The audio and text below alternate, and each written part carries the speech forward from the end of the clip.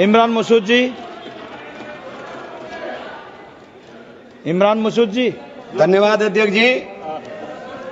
माननीय सभापति महोदय, बाबा साहेब भीमराव अंबेडकर से लिखे हुए इस संविधान में बाबा साहेब भीमराव अंबेडकर ने हमारे संरक्षण का, देश के अंदर रहने वाले प्रत्येक नागरिक के संरक्षण का वादा किया। बाबा साहेब ने कहा, राजनीतिक लोकतंत्र तब तक नहीं टिक सकता जब तक उसके आधार में सामाजिक लोकतंत्र न हो।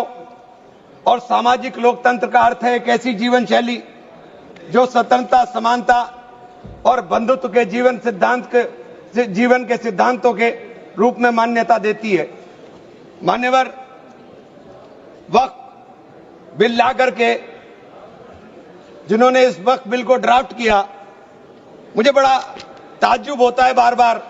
वक्फ के बारे में आपको जानकारी, वक्फ है क्या? वक्फ एक फरीजा है हर मुसलमान के लिए, जो जिसकी जो हैसियत है वो अपनी हैसियत के हिसाब से अपनी प्रॉपर्टी को या किसी भी चीज को अल्लाह की राह में वक्फ करता है।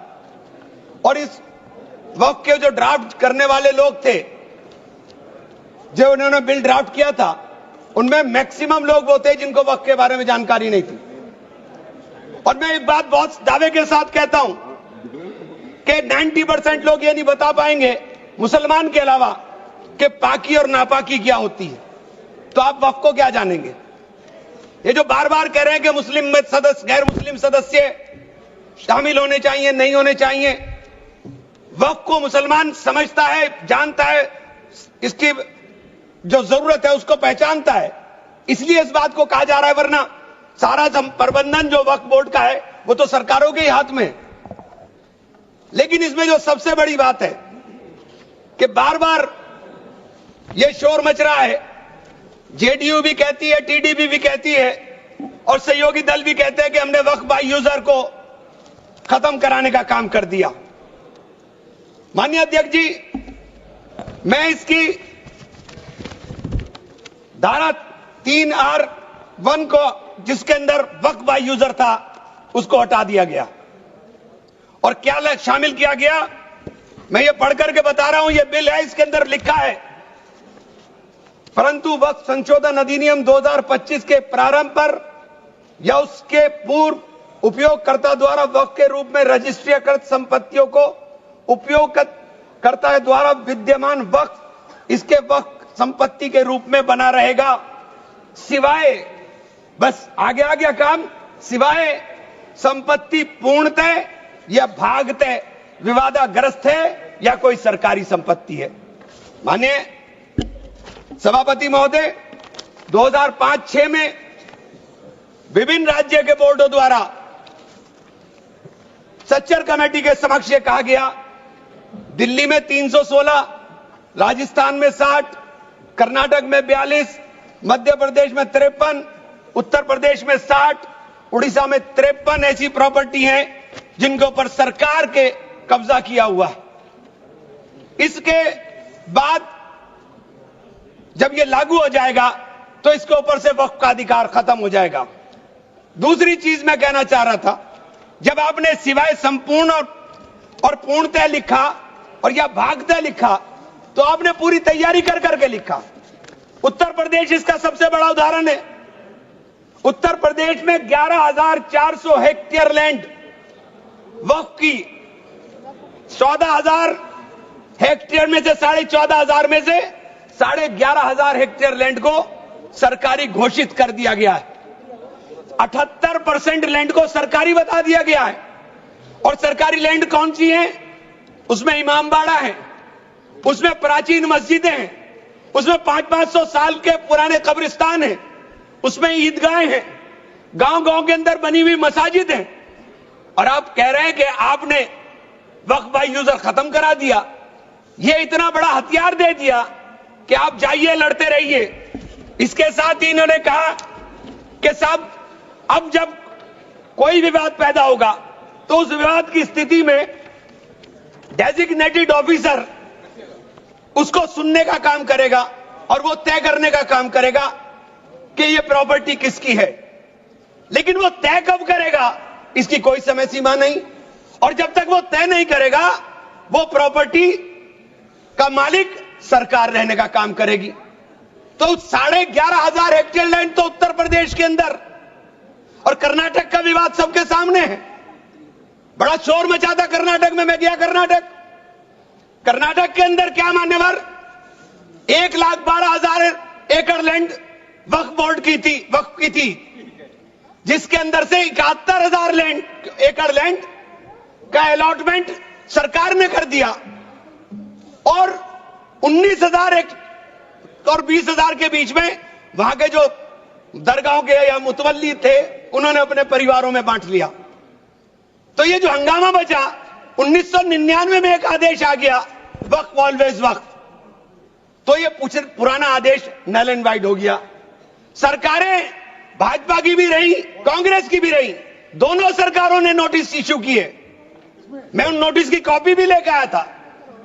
दोनों सरकारों ने नोटिस इश्यू किए, लेकिन जेपीसी ने हंगामा उतरा तो सब हमारे चेयरमैन साहब भी हवाई जहाज लेकर के गए, लेकिन खोदा पाड़ निकली चुईया, वहां कुछ मिला ही नहीं, वहां कुछ नहीं मिला। इसी तरह से कहना चाहता हूं कि ये जो विवाद वाली स्थिति में आपने डेजिग्नेटेड ऑफिसर का प्रावधान किया, लेकिन उसके सामने ये नहीं लिखा कि ये कब तक तय करेगा। और आप बार बार कहते हैं कि साहब ये जो इसका संरचना होगी, इसकी 22 मेंबर वक्फ काउंसिल में होंगे, उसके अंदर 22 मेंबर में 10 मेंबर मुसलमान होंगे, सही है, 2 महिलाएं होंगी, सही है, लेकिन 12 मेंबर उसके अंदर नॉन मुस्लिम हो जाएंगे। वक्फ बोर्ड के अंदर पूरा का पूरा बहुमत गैर मुस्लिम भाइयों का हो जाएगा। मुझे इससे मतलब नहीं, क्योंकि मैंने अभी कहा कि भाई आप दूसरे जो ट्रस्ट हैं या जो दूसरे धर्म के ट्रस्ट हैं, उनके अंदर क्या आप दूसरे धर्म के लोगों को शामिल करने की अनुमति देंगे? नहीं है। काशी विश्वनाथ ट्रस्ट है उत्तर प्रदेश के अंदर, उसका अध्यक्ष पदेन अध्यक्ष जिलाधिकारी होता है, लेकिन उसमें एक क्लॉज लिखा हुआ है कि अगर किसी समय कोई जिलाधिकारी मुसलमान होगा तो उससे नीचे का या उससे ऊपर का अधिकारी उसका पदेन चेयरमैन होगा।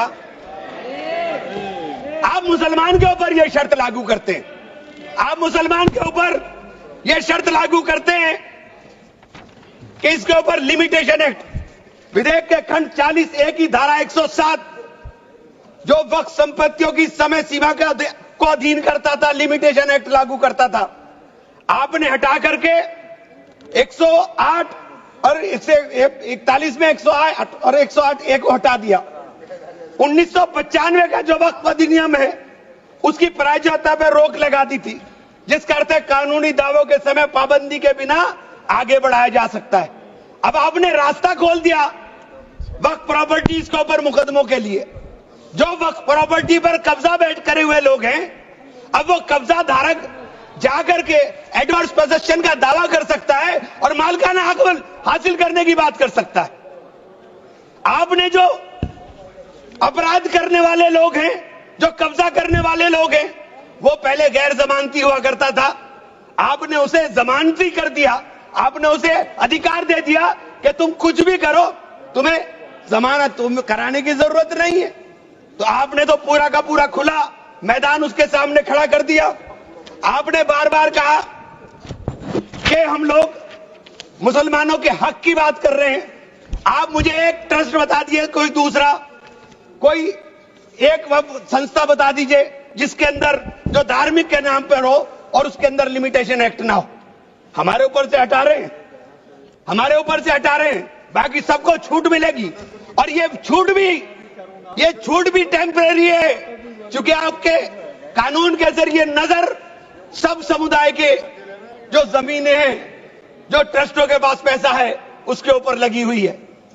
हमारी जमीन, ये बार बार वामसी पोर्टल का जिक्र हो रहा था, वामसी पोर्टल में प्रॉपर्टी है 4,90,000 से एकदम मंत्री जी ने, माननीय मंत्री जी ने कहा 7 लाख कुछ चली गई। तो ये प्रॉपर्टी कोई वक्त नहीं की गई किसी ने।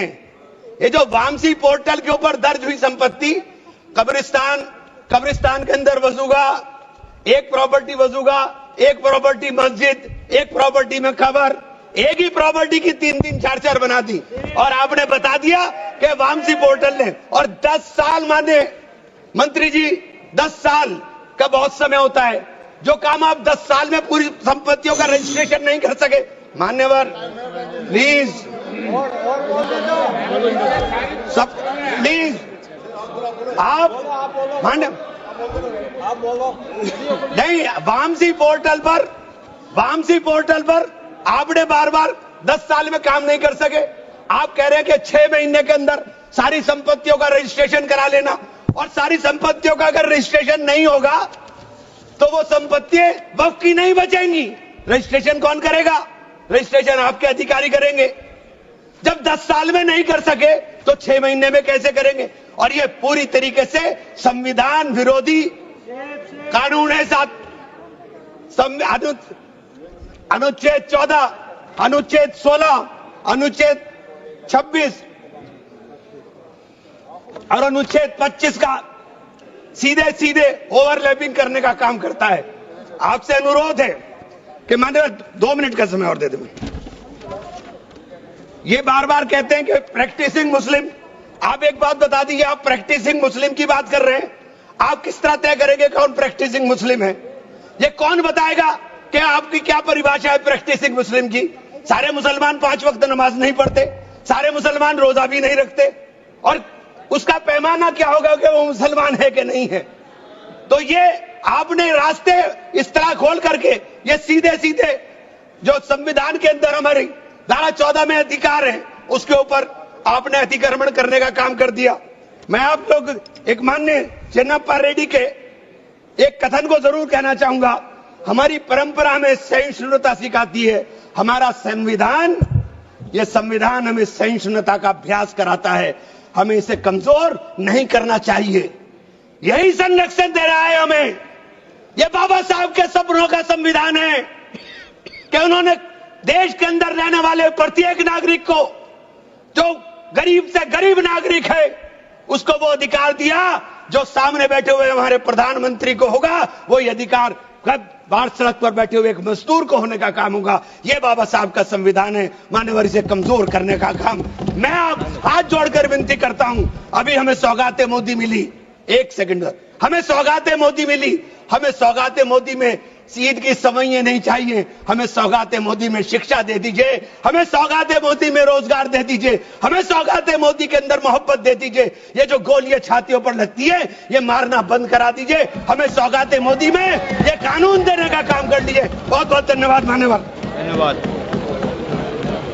माननीय सदस्य श्री अनुराग ठाकुर जी।